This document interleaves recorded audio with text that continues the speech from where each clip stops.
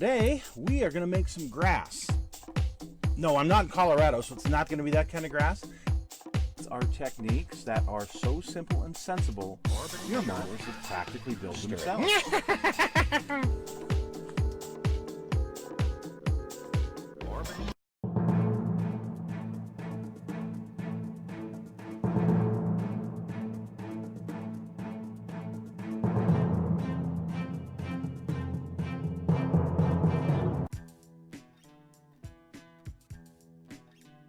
Hello folks, it's Mad Dog Merv and welcome to the Kit Hoarder Stash.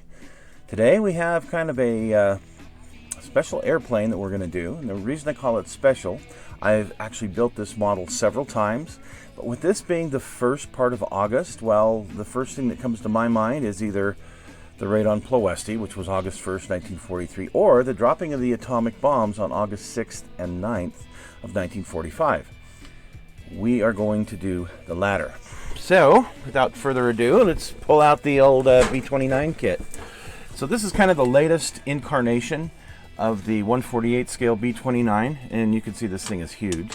It's still shrink wrapped. You know what we're going to do? We are going to take care of that right now. Because in my opinion, models were put on this earth to be built. And that's exactly what's going to happen to this. Actually, this is going to wind up out at the Wendover Air Museum eventually as one of the planes from the 509th. That's how I have all the decals for them.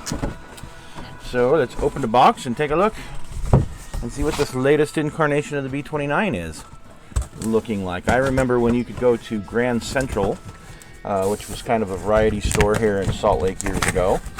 Long since gone, but I remember when you could go to Grand Central and for dollar days you could pick one of these up for like 10 bucks back in the day. Yeah. Well, here is kind of a neat new addition to the kit, and I'm going to open this up to show you a little bit better. So this is something the kit has never had before. It has these propeller blades, which are going to be very important for building our B-29 properly. So yeah, that's kind of neat. It's got some antennas and these propeller blades. So that's a great addition that the kit has never had before. So this incarnation is definitely awesome. The clear pieces, and they're, well, clear pieces, same as they've always been. They look beautiful. So here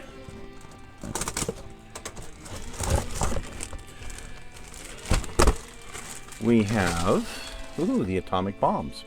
So you have the little boy and the fat man. You have 5 figures.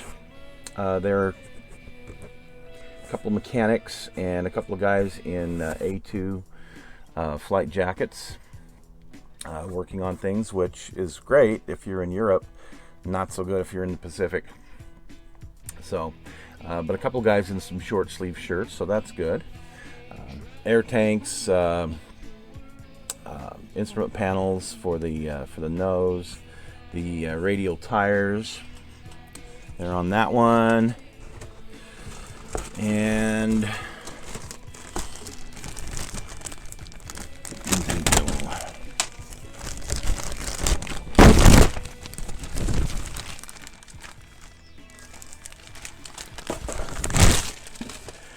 the other propeller blades that have been in the kit since the very beginning.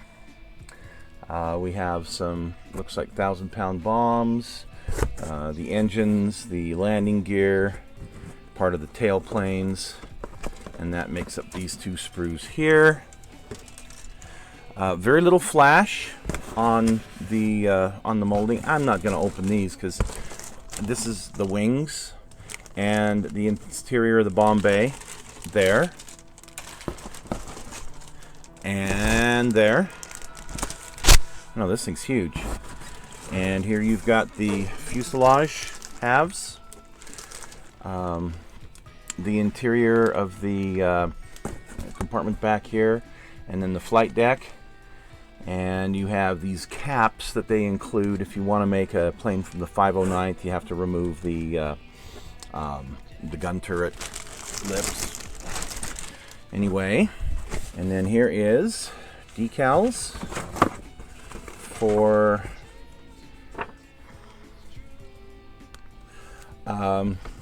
two different birds. So one is definitely a post-war, which is kind of neat. The instructions have been upgraded a bit from the good old days, and they look very, very good. Very, very good. I really like these instructions better. There's the markings and how to paint for those particular markings. Pretty neat. So let's see. Cream of the crop, Guam, 1951. Hey, that's pretty neat. And then this other one is from July of 1944. So, yeah. And kind of some options here on how to build it for either a atomic bomb carrying aircraft or World War II or post-war. Actually, there's nothing really here that says much about the atomic bomb carrying planes in this set of instructions. Interesting. So you just kind of got to know, I guess, or you have to have one of the old sets of instructions, which I happen to have both.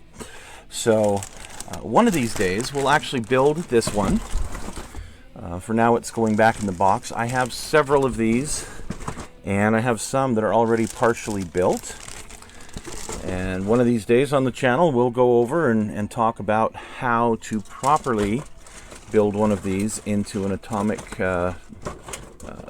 well, one of the 509th birds, whether it's carrying one of the pumpkins or whether it's carrying an actual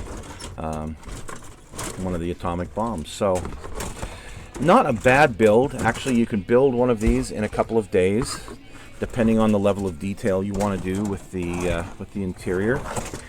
For the atomic planes, you don't have a lot, other than the flight deck, you don't have a lot of interior to have to put in because everything's so sealed up.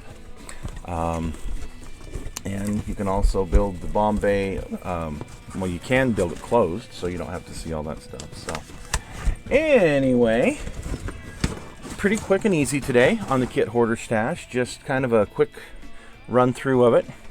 I don't know what these things cost anymore. I want to say they're probably 50 bucks. I don't know.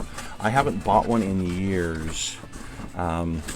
This one was given to me by the museum to actually build, so I need to get this one finished one of these days. So anyway, I would recommend, just so you know, when you buy one of these, not only the Tamiya's ultra thin cement, which is the only way to go, especially in building something this big, but also the Tamiya bare metal silver spray can works very good on painting this. So we'll get into that more when we actually do the build. Thanks for joining us today.